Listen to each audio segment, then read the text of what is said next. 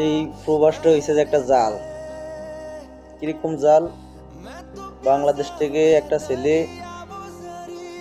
বিদেশে আসার পরে নিজের পরিবারটাকে মোটামুটি স্বাবলম্বী করার চেষ্টা করে।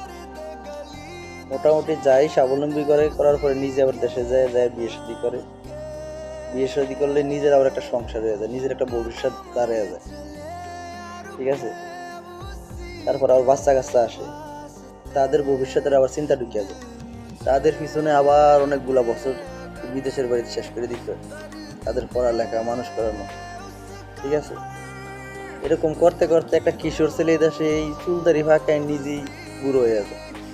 ঠিক আছে? তো এই প্রবাসটা একটা জাল। এই জালে যে আটকে যায় একমাত্র মৃত্যু ছাড়া তার বাইরে আর কোনো চান্স নেই। ঠিক আছে?